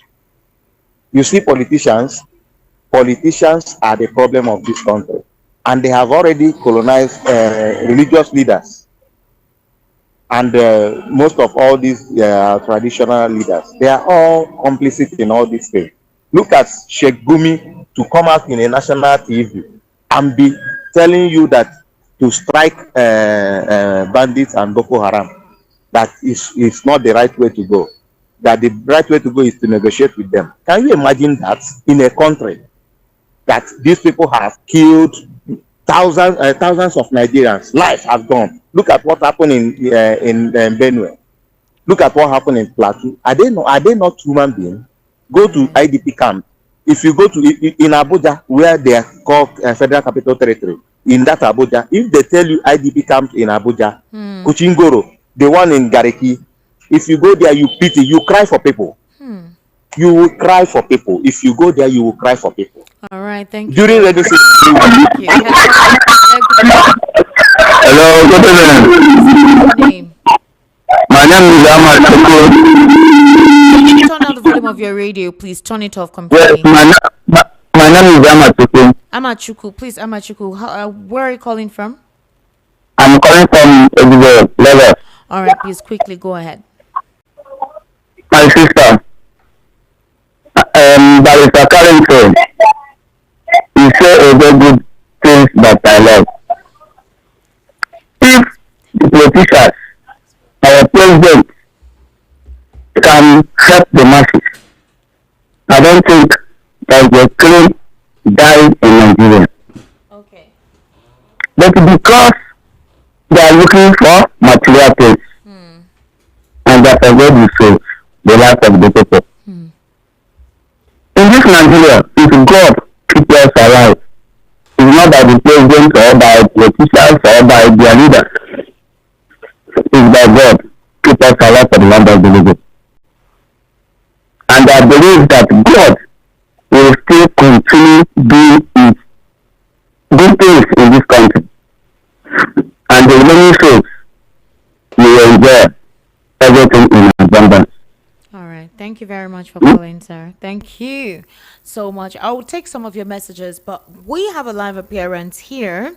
And the purpose of this live appearance is to basically educate us on something that I think is quite imperative for all of us to actually be cognizant of, be part of, and just have that general awareness with what is currently going on in the country. It's important that we deal with this, isn't it? It's necessary that it is considered. Exactly. Please go ahead. All right. Good evening. Good evening, Lagos, Nigeria. Good evening, Esther. Good evening. Thank you. You've been here since Mabino. Exactly. My name is Dr. Collins, and I'm here again. The last time we were here, we had a very wonderful event. Yeah. It was a great turn up. So we're here again. This time around, it's not the awareness of the health care and that we did last time, but this time around is training. Okay. On this Saturday, we're going to be having a training. It's a special training. That's 8th of November. Exactly. Okay. 8th of November, this Saturday. Now, there's something we're doing, and for the past 1 year now, we've trained over close to 5,000 people on bioenergetic meridian therapy massage. Call it again. Bioenergetic. Space it. Bioenergetic meridian therapy massage. Okay. Now, that is under TCM, traditional Chinese medicine, actually stimulating the biological active point as acupoint to, unblock. Most of the things we go through are caused by dampness and blockages. So what we'll do is to teach you and put you through on how to unblock the meridians and meridians in the body. Meridians in the body, more like electrical wire connected Okay. all over our body. So when there's a blockage, what happened? There won't be flow of energy, which is chi, and another word for it is oxygen. Yeah. So what you do is to know how to unblock it. The body's programmed to heal itself. Yeah. So that is what we're doing. We did it previously last week. I was here also, and it was wonderful. So there's a pre-training happening, and of course we have about 50 seats available because we don't have much. And we want to wrap up this year. Like I said, we have about 4,000 plus. We want to wrap up this year quickly to capture the next phase of student or individuals that will be trained. Now, the people we're looking at is everyone that is interested to earn a cash flow in the health industry, alternative health industry, and those who are physiotherapists, spa owner, because it affects them too. This is another way, another new approach to stimulate the body, healing massage therapy this time around, not just you relaxing. Beyond that, you can learn and master this. And of course, those who want to venture be looking for a way to do something around the health sector. This is another way, because I can assure you there's a whole lot of benefit, cash wise, cash flow. So we're going to be diving into those information on Saturday. I like to hear when something will give you money. Of course. I love that. I love this aspect. Yes. I used to massage my mommy's leg with aboniki and shea butter. So can I join and make money? Of course you can join. We know there are most of our students will come tell you that there are cases where they have stroke patients sack their therapist and adopt them because one experience, and they realize that they're getting result changes. You experience the changes almost immediately. I'm telling you, because one of the effects of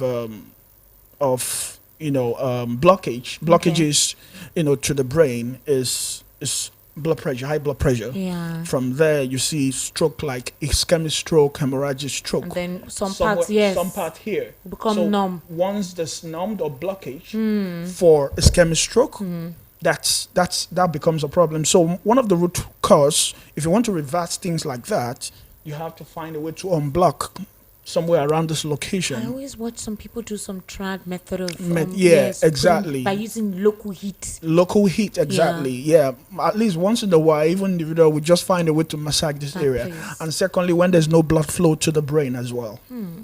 When there's no blood flow to the brain and oxygen to the brain, maybe adequately, that is also affected. So during the therapy, you already know what to do and unblock. And after that, the next thing is to find a way to reverse the nerves that are affected. So there's a whole lot to learn here. Does it give you signs before it becomes numb or something? Of course, there are signs. Most of it is people that they have high blood pressure. Obviously, you know that you have to manage it well. So people don't know that they have high blood pressure. You know that many don't know, and there's a need for you to check.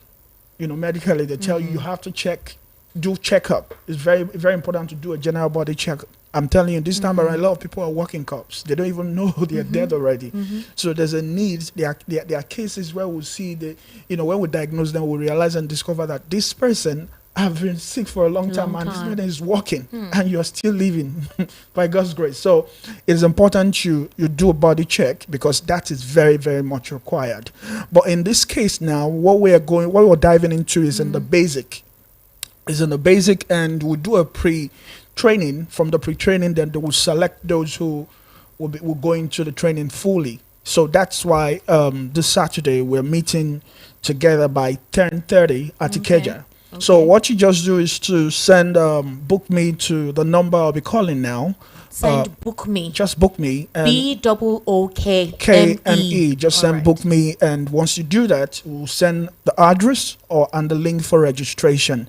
So we'll capture you, also follow up on you to know if you're really serious about this particular training, because many people will just send book me, but they're not serious about it. So this time around, we have to do a lot of screening to be very sure that we're capturing, because this pre-training is actually free.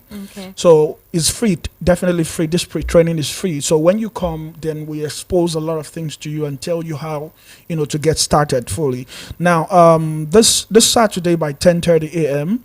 and is at Ikeja. You will get the exact location via text message. And of course, you're expected to come with your writing materials, because it's going to be very, very deep. You will learn the principle. Yes, you will learn the principle behind the treatment of traditional Chinese medicine, understanding the principle of dualism and the qi. You understand what the yin and yang is. A lot. Yin and yang. Yeah. Do you have your yang? I have. I'm a yang, actually. Okay, so do you have your yin? I have yin. Okay, all right. Maybe you want to be my yin? No, I don't want to be second yin. So that's it. On Saturday, come the Saturday. So I'm going to be calling the number now, because this is the first category. Okay. The second one is there are people with stroke, sciatic nerve pain, neuropathic issue. I'll also let me actually concentrate on those who are going to be coming for the training. Yeah, please. These are the numbers to call: 081 33 188 153. I take that again: 081 33 188 153. Now, for those who are those who have cases like stroke, sciatic nerves, those who have neuropathic issues, arthritis. Now, these people are also allowed to come.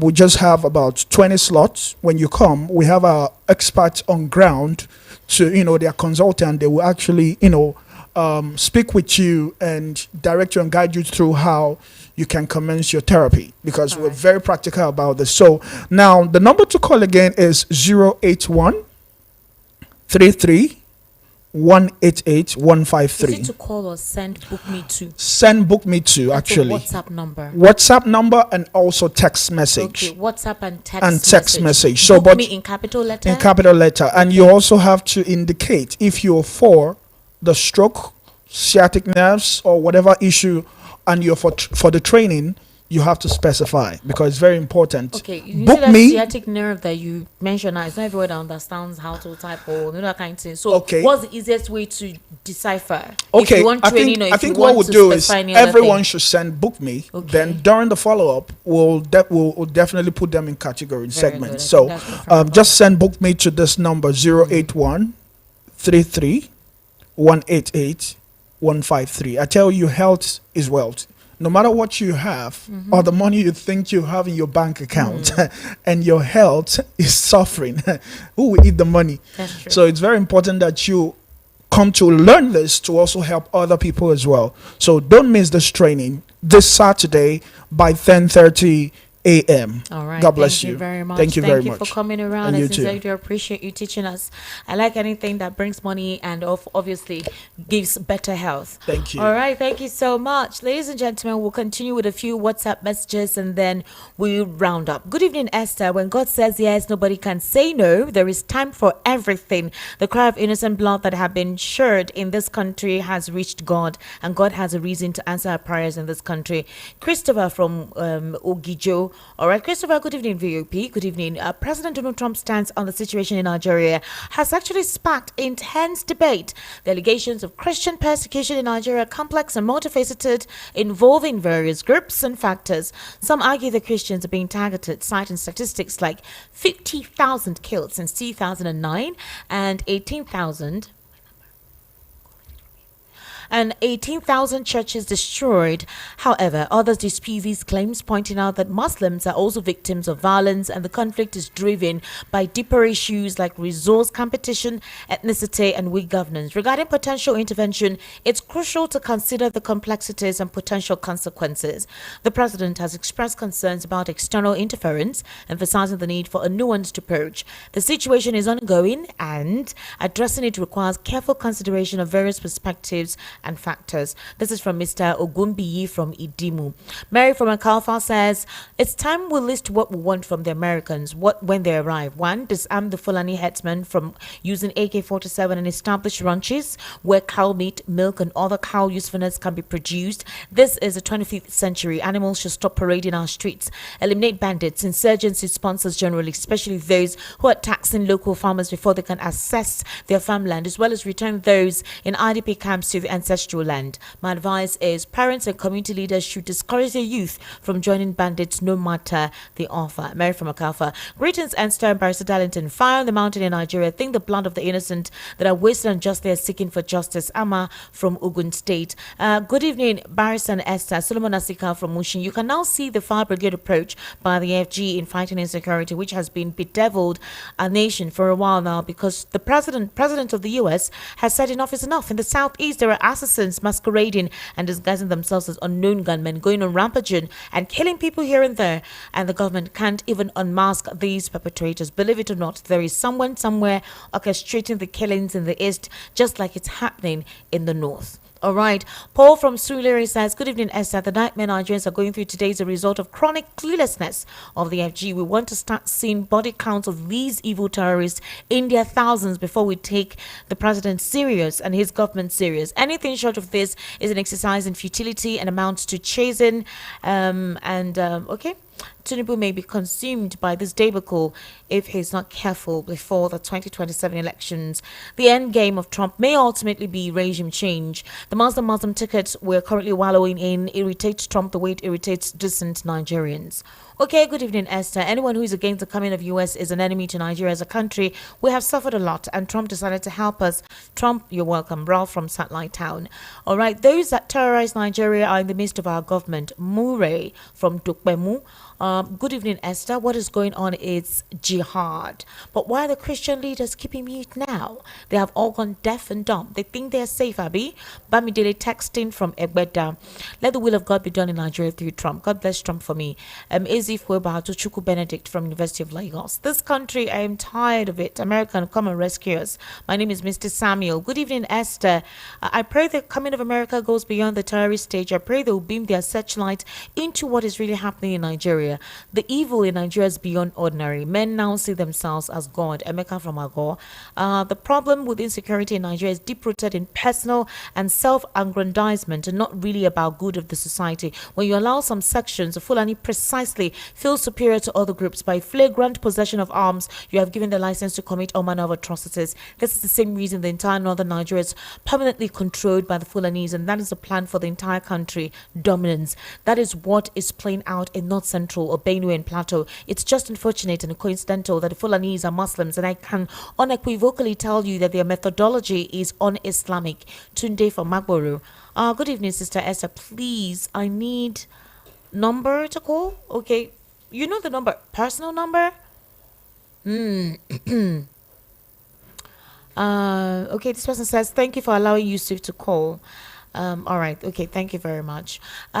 Good evening, Esther. My name is Effiok, texting from Lagos. Esther, Donald Trump is even wasting time because we've been expecting them. Do you know I lost my friend to Boko Haram attack in Gombe State in 2018? I almost lost my uncle in Yobe State when he was serving in the Nigerian police. There were 37 in numbers transferred to that state, and 36 of them were killed. And someone is calling me to come join the army or the police. God forbid. I ran every night during my national youth service. Honestly, Esther, I can't wait for the US to do whatever they want to do. Thank you, Esther. Esther, good evening. First, I would like to say thank you to my ex-army office, Yusuf. Thank you for your service. To Barrister Darlington, God will continue to strengthen you. To the US, come and do your thing. Thank you, ZC or ZC from First Tech. Yes, Mr. Yusuf, thank you so much for your honorable service to Nigeria. God bless you.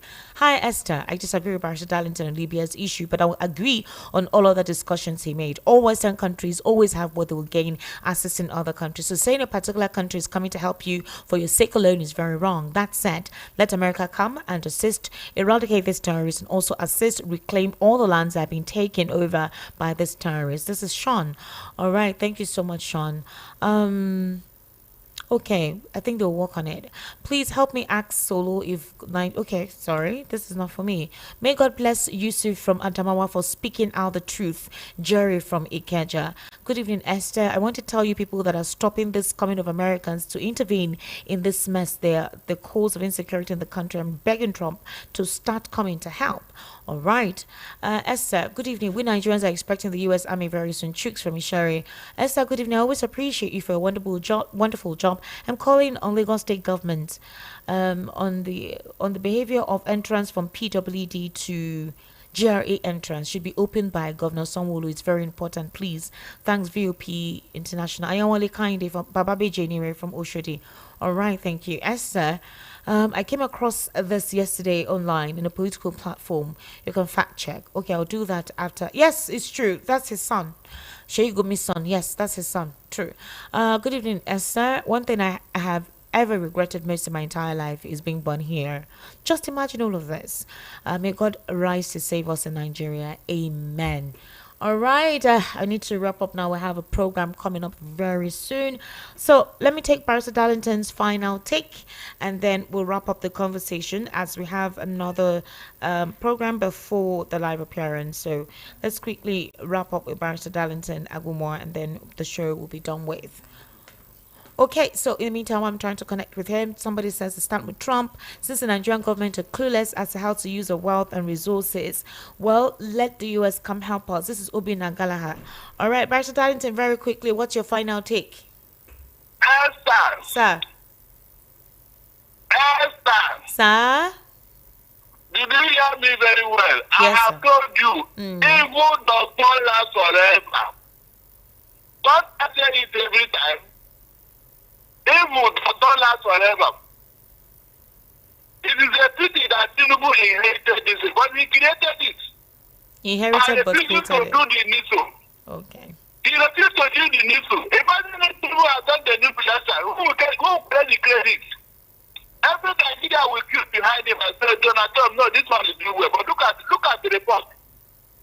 30% of Nigeria are asking US to come in. To come into the country you are governing, Esther. Can you just imagine? All this boogeyman showmanship, have you not stopped? Donald Trump has humbled all of them, Esther. All right, Barrister. When God said that he will get standard against you, you think he was joking. All right, thank you. God Thank you. said he will create a standard against you, a standard. He has All right. the Donald Trump against all of them. Thank you, Barrister Darlington Okay. Agumore. I sincerely do. All right, Barrister Darlington, thank you for your participation on the program today. All right, my name is Esther Machiku. Good evening. I'll see you tomorrow. Make sure you have a wonderful day. Bye for now.